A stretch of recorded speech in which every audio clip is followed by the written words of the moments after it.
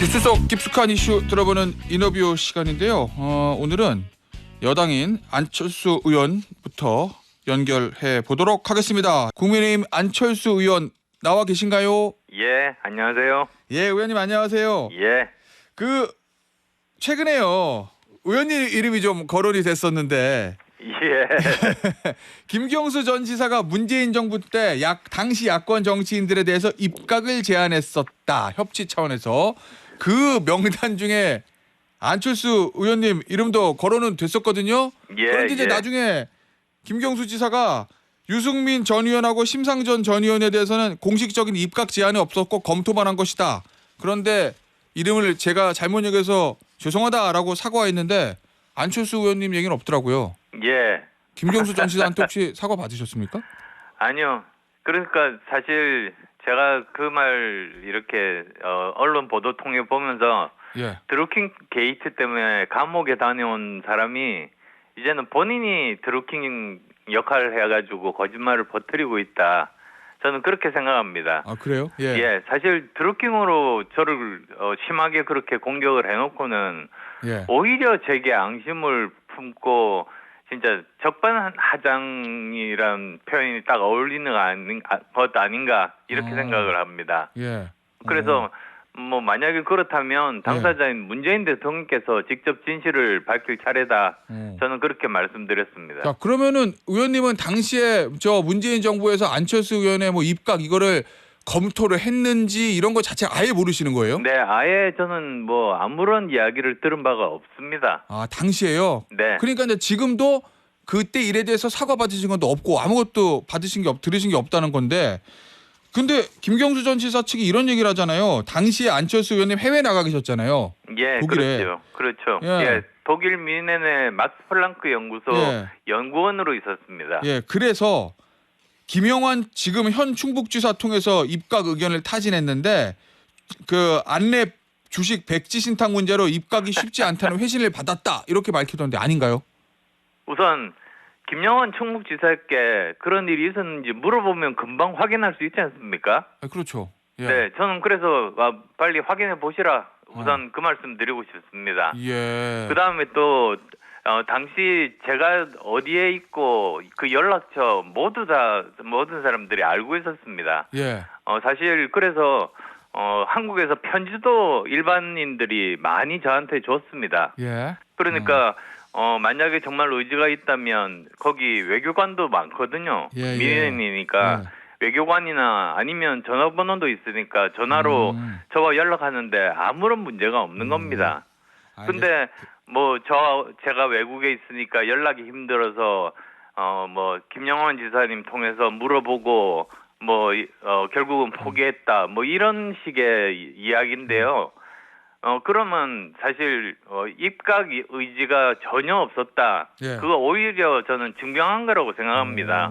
예. 그래서 저는 사실 그 민주당이 뭐 안 도와줘서 졌다고 저를 공격한다든지 당시 대선에서 예. 예. 아니면 뭐 2012년 대선 때요. 예. 예, 제가 투표도 안 하고 외국으로 떠났다고 뭐 그런 거짓말 한 게 한두 번이 아니거든요. 예. 그래서 저를 속이고 음해한 게 한두 번이 아닌 이런 상황에서 또 거짓말을 하는구나. 예. 그래서 또 백지 신탁 경우도 마찬가지입니다. 제가 서울시장에 도전했지 않습니까? 예. 서울시장 당선되면 백지 신탁 해야 됩니다. 아, 근데 그렇죠. 예. 제가 만약에 이게 그 문제였다면 왜 도전을 하고 뭐 거의 그 당시 여론조사를 보면 제가 당선되는 걸로 나오지 않습니까? 근데 왜 제가 그런 일을 했겠습니까? 예. 그러니까 저한테 이런 그 정치를 시작한 이후로는 백지 신탁에는 아무런 문제가 되지 않는다. 오히려 이런 것들에 대해서 나쁜 이미지를 자꾸 심으려고 공작하는 것 아닌가. 예. 공작의 일환이다. 저는 이렇게 보고 있습니다. 알겠습니다. 윤석열 대통령 얘기 좀 해볼게요, 의원님. 예. 어제 이제 9차 탄핵 심판 변론기일 때 구치소에서 나와서 헌재까지 갔다가 이제 변호인들과 1시간 정도 이야기하고 다시 돌아갔거든요. 헌재 재판장에 안 나오고.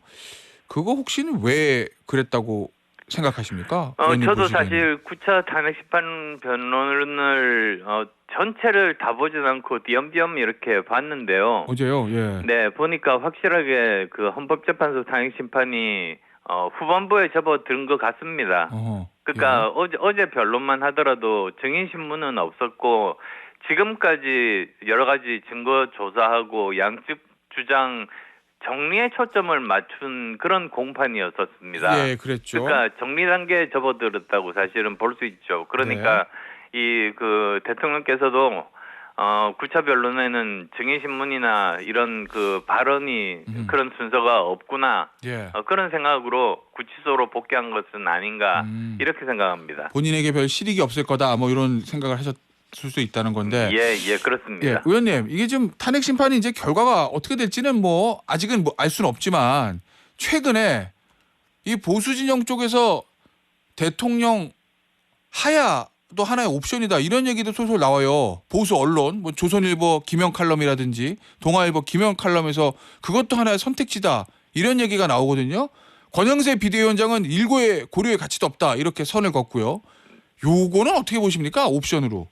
네, 결국 그러니까 대통령의 결심이지만, 예. 사실은 우선은 당내 분위기 말씀드리면 당내에서 그렇게 생각하는 사람은 제가 만나보지를 못했습니다. 아, 당내에서는요. 그다음에 또 예. 현행 헌법상으로 예. 지금 공직자가 재판 중에 그렇게 사의를 표명한다고 그것이 받아들여지는 그런 예는 없다. 예. 그러니까 법적으로도 이건 가능한 방법은 아니다. 이렇게 말씀드립니다. 알겠습니다. 법적으로도 의원님은 개인적으로 반대신가요? 그러면? 저는 사실 이 탄핵 심판이 예. 그러니까 국회에서 탄핵 소추 표결 전에 예.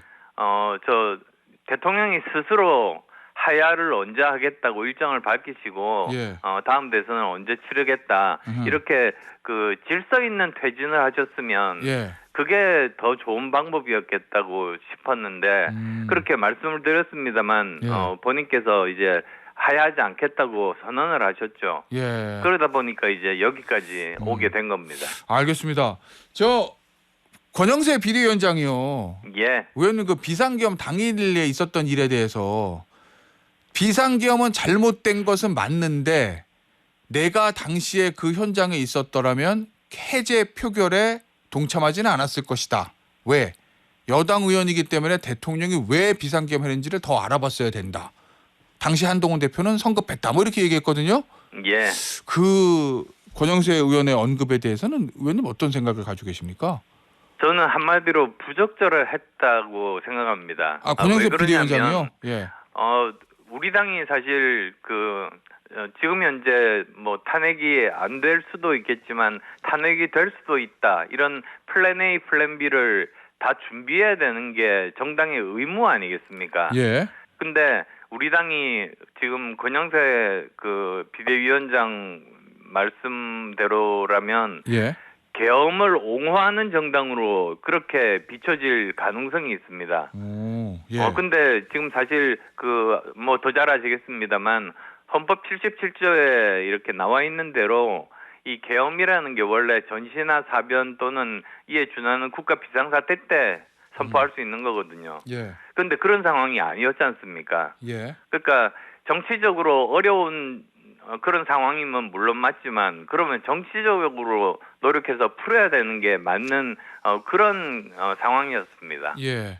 그래서도 그 표현은 좀 부적절했다. 예. 그래서 저도 만약에 계엄 해제 의결에 참여했었다면 예. 찬성표를 던졌을 것이고요. 예. 당시에 처음에 그 추경호 원내대표 문자 받고 당에 90명 정도 의원이 모여 있었거든요. 예. 근데 그때 의원들이 이야기를 해보면 많은 그 여당 의원들도 같은 생각하는 분들이 많았다. 이렇게 예. 말씀드립니다. 알겠습니다.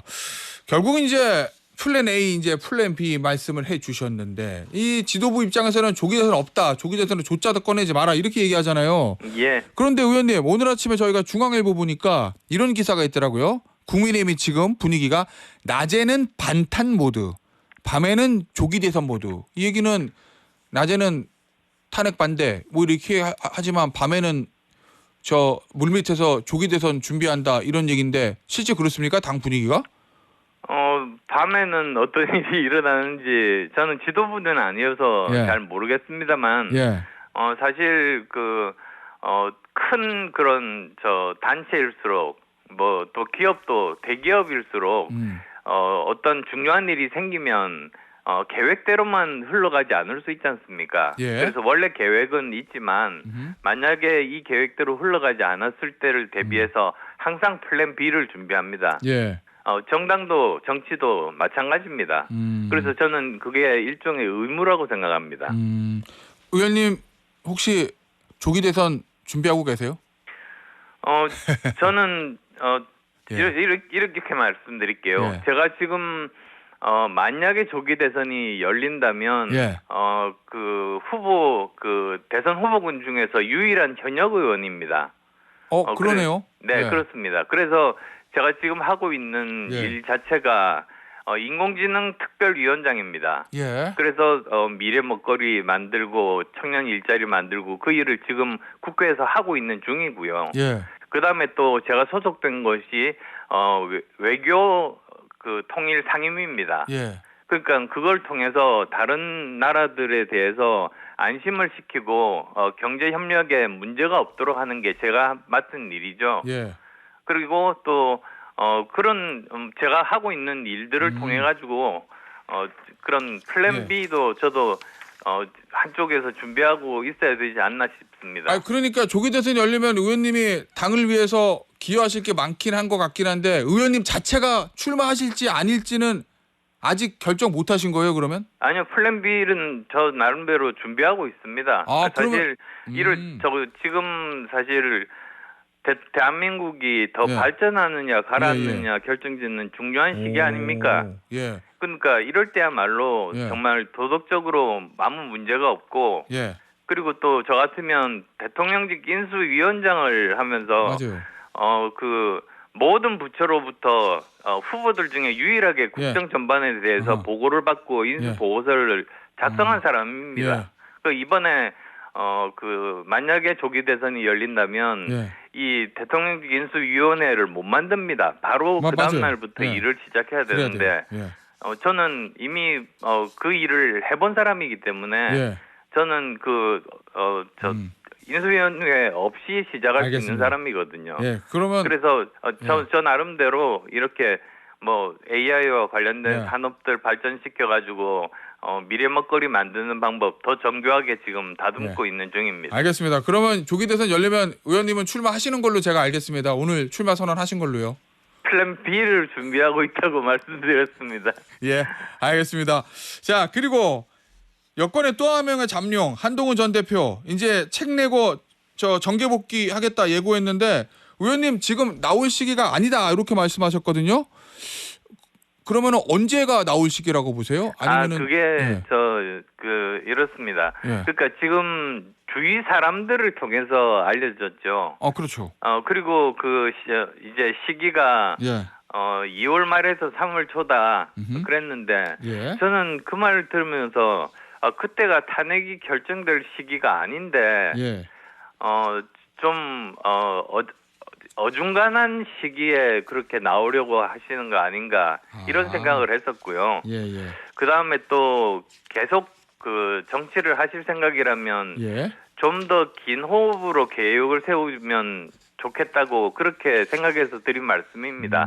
그러니까 지금까지 대한민국에서 국민들이 대통령을 이제 대선이 있을 때 예. 전직 대통령과 비슷한 분을 연이어서 같이 선출하지는 않았지 않습니까? 예.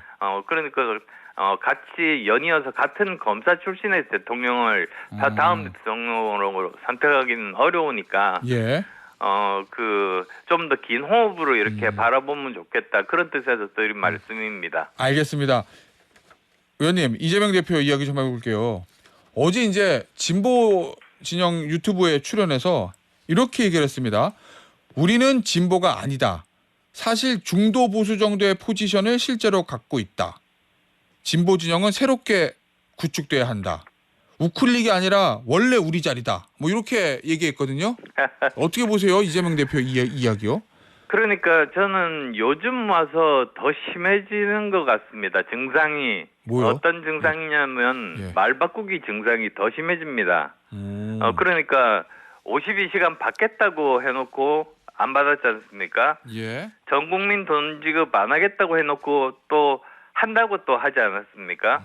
그리고 또 그전에는 그렇게 친중 이야기를 계속했는데 또 이제 그 미국과 가까워진 동맹이라고 이야기를 하고 있고 거기다가 또 이제 이념 지도마저도 이렇게 뭐 중도 보수라는 말씀을 또 처음 썼습니다. 그래서 도대체 뭐를 믿어야 될지를 잘 모르겠습니다. 예. 그래서 사실 이렇게 정치인이 말이 왔다 갔다 하게 되면 국민들이 극심한 혼란에 빠집니다. 예. 그러니까 더 이상 이렇게 국민을 우롱하는 그런 일은 없이 정확하게 한번 말을 하면 무게감 있게 지키는 그런 자세. 예. 그게 국가 지도자 자세 아니겠습니까? 알겠습니다. 그런 예. 자세를 바랍니다. 그러면 이거는 조기 대선 선거용 이벤트다 뭐 이렇게 보시는 거예요, 의원님은? 뭐 한마디로 양두구역이라고 할 수 있죠. 양머리 걸어놓고는 예. 실제로는 개고기 파는 뭐 그런 거 아닌가 싶습니다. 근데 원래는 그렇지 않은데 중도 보수 표가 필요하니까 이런 거다 이런 의심을 가지고 계시는 거군요. 네, 계속 본인의 지지세를 확정하려고 하는 그런 알겠습니다. 의도. 그러니까 단지 예. 표를 받으려는 의도고 선거가 끝나면 원래 자리로 다시 돌아갈 겁니다. 그런데 의원님 어쨌든 조기 대선 선거 과정에서 이재명 대표가 이런 중도 보수적인 정책을 계속 내놓으면 국민의힘은 오히려 설 자리가 없어지는 거 아니에요? 그렇지는 않습니다. 우선은 이재명 대표가 워낙 말 바꾸기를 많이 했기 때문에 그걸 예. 믿겠습니까? 그리고 예. 또 이재명 대표가 지금 앞으로 이제 뭐 다음 달에 2심 결과가 나오게 되는데 예. 그게 또 국민들 그 마음에 미치는 굉장히 큰 변수가 될 겁니다. 그래서 이런 것들을 다 종합해 본다면 지금 중요한 시기에 얼마나 신뢰할 수 있는가, 얼마나 예. 도덕적인가 예. 이런 것이 정치인의 가장 밑바탕이 되어야 되는데 예. 그런 면에서는 정말 가장 낮은 점수를 받고 있다. 이렇게 말씀드립니다. 알겠습니다, 의원님. 오늘 인터뷰 여기서 마무리하도록 하겠습니다. 지금까지 국민의힘 안철수 의원이었습니다. 의원님 감사합니다. 예, 감사합니다.